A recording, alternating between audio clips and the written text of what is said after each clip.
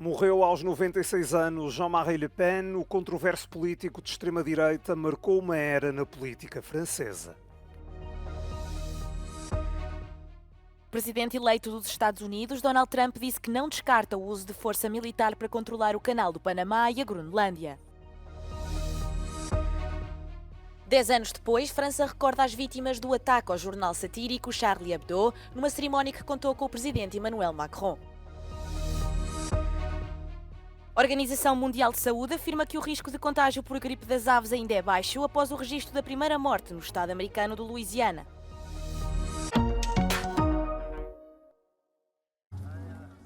Morreu aos 96 anos o político francês Jean-Marie Le Pen. Foram cerca de 65 anos de uma carreira política que, apesar de todas as polémicas, marcou uma era. Em 1972, fundou a Frente Nacional, partido de extrema-direita que liderou até 2011. Foi deputado nacional e europeu, conhecido pela retórica nacionalista e anti-imigração. As declarações xenófobas, antissemitas e homofóbicas valeram-lhe quase 30 condenações. Chegou a dizer que as câmaras de gás usadas durante o Holocausto eram um detalhe da história da Segunda Guerra Mundial. Jean-Marie Le Pen candidatou-se a 5 eleições presidenciais. Na de 2002 foi à segunda volta, mas perdeu por larga margem para Jacques Chirac. Ainda assim, esse é visto como um ponto de viragem para o partido de Le Pen, hoje uma das principais forças políticas em França.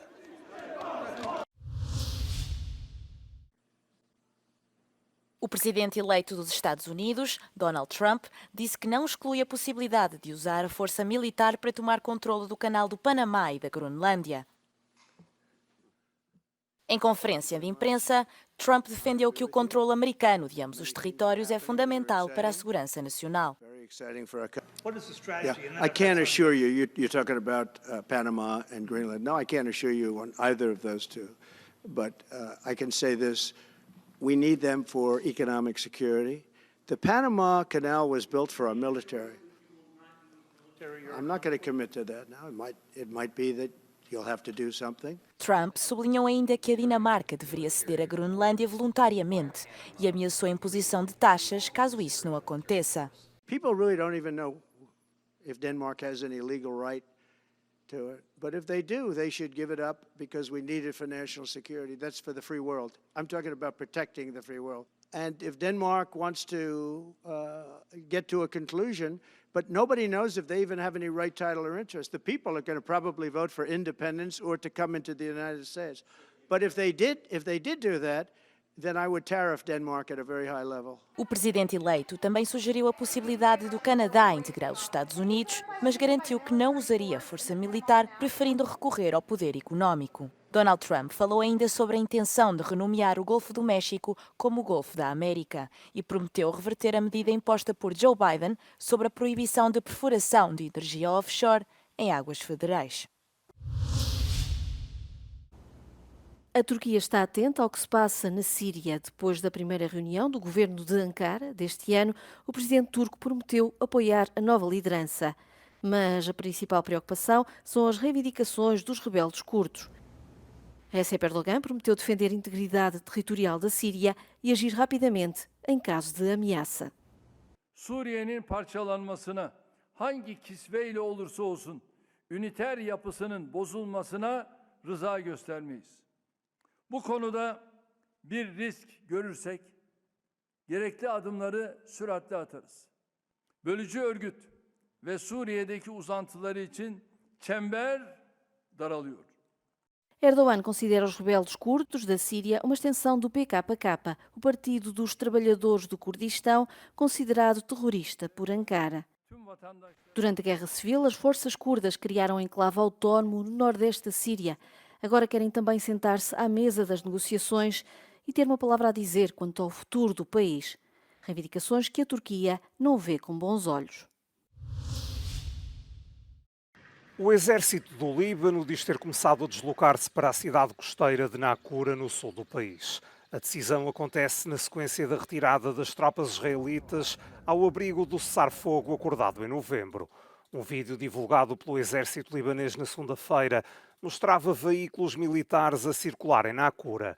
Já tinham sido destacados soldados para duas outras cidades do sul do Líbano, de onde as tropas israelitas se retiraram desde o fim das hostilidades entre o Hezbollah e Israel. O destacamento coincidiu com uma reunião do comitê que supervisiona o acordo de cessar-fogo no posto fronteiriço de Ras al-Nakura, é onde se encontra o quartel-general da Missão de Manutenção de Paz da ONU no Líbano. Entretanto, um ataque ao campo de refugiados de Bureid, no centro da faixa de Gaza, fez 3 mortos, 2 deles mulheres. A guerra de Israel contra o Hamas já matou mais de 45.800 palestinianos, segundo o Ministério da Saúde de Gaza. Está dado o pontapé de saída para as campanhas eleitorais para as eleições legislativas alemãs de 23 de fevereiro. Os Verdes iniciaram a campanha com um evento na cidade de Lübeck, no Land de Schleswig-Holstein. O primeiro comício foi encabeçado pela Ministra dos Negócios Estrangeiros, Annalena Baerbock, e pelo atual vice-chanceler e candidato a chanceler, Robert Habeck. Os Verdes estavam à espera de 600 pessoas no evento, mas acabaram por aparecer mais do dobro. Habeck atacou os anteriores governos federais da CDU e da CSU, responsabilizando-os pelos atuais problemas do país. O candidato a chanceler tentou apresentar os Verdes como um partido de soluções e de paixão pela melhoria do país.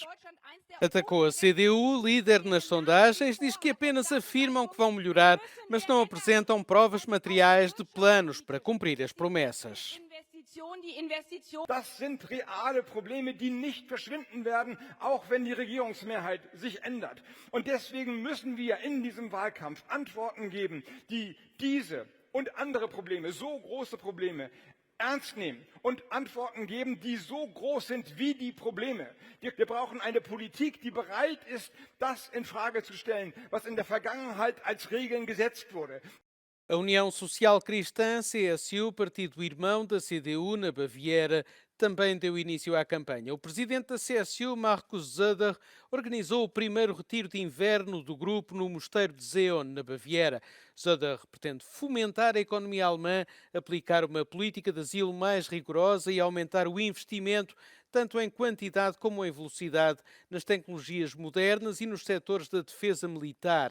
A CSU também declarou que não dará prioridade às políticas económicas verdes, que considera ineficazes e dispendiosas. Dass Forschung und Innovation, die für uns wichtig ist, die übrigens von der Ampel ständig gekürzt wurde, Luft, Raumfahrt, KI, Robotik, solche Dinge müssen elementarer Bestandteil unserer Strategie sein, müssen aber nicht nur für die Wirtschaft, für Innovation in der ökonomischen Nutzung, sondern eben auch in der militärischen Forschung zugänglich gemacht werden. A reunião prolonga-se por 3 dias. No último dia, quarta-feira, há um discurso do candidato a chanceler da CDU, Friedrich Merz, com quem a CSU está a lançar um programa eleitoral conjunto. Um sismo de magnitude 7,1 abalou esta terça-feira o Tibete, no oeste da China, matando largas dezenas de pessoas. As equipas de salvamento estão ainda no local para tentar encontrar eventuais sobreviventes. Há ainda registro de mais de uma centena de feridos. Em causa um dos terremotos mais mortíferos registrado em território chinês nos últimos anos, o abalo foi ainda sentido noutros países da região, como o Nepal, o Butão e a Índia. A ocorrência de sismos é algo comum na região montanhosa do Tibete, que se situa entre as placas tectónicas indiana e euroasiática.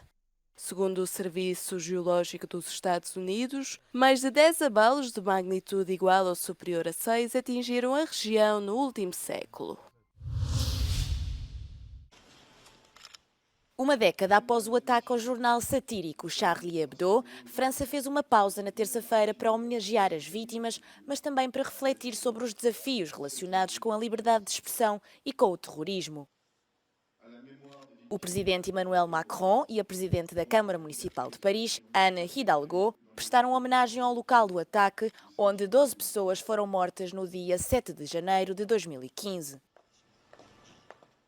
Em declarações, o ministro do Interior francês apontou os recentes ataques na Alemanha e Nova Orleans como uma chamada de atenção para a França ter que manter um nível muito elevado de cautela. L'an dernier, on a déjoué, nos services ont déjoué 9 attentats. C'est plus que depuis 2017. Ça veut dire que nos services et la France est réarmée considérablement. Mais ça veut dire que la menace, elle est toujours là. Elle est toujours là. Et il faut non seulement y faire face, mais aussi voir le terreau de cette menace, que é l'islamisme. O ataque ao jornal satírico francês Charlie Hebdo, há 10 anos, aconteceu em resposta às caricaturas polémicas do profeta Maomé. Este atentado levantou um debate intenso sobre os limites da liberdade de expressão. Hoje, passado 10 anos, o jornal afirma que os mais jovens criticam a sátira, considerando-a insensível, sobretudo quando afeta comunidades marginalizadas, embora a maioria dos franceses defenda o direito às caricaturas. Um dia depois dos Estados Unidos terem registado uma vítima mortal de gripe das aves, a Organização Mundial de Saúde insistiu que o risco para a população em geral continua a ser baixo. Os casos de gripe das aves aumentaram na Europa no final do ano passado, embora os números permaneçam mais baixos do que em anos anteriores. A porta-voz da OMS disse em Genebra que o vírus H5N1, que causa a doença, é uma preocupação para aqueles que trabalham em indústrias animais e que, por isso, precisam de ser melhor protegidos. It's not circulating in humans, but it is jumping into humans who are exposed, particularly those exposed to poultry or to the dairy cattle, the two sort of groups where we're seeing most of the movement from animal to human, but we're not seeing sustained circulation. O paciente de 65 anos, que morreu no estado americano de Louisiana, tinha sido exposto a galinhas e aves selvagens e contava já com problemas de saúde, segundo a OMS. Em Portugal, segundo as autoridades de saúde, há já um surto numa exploração de galinhas na área da Grande Lisboa, mas até agora não há registro de pessoas infectadas.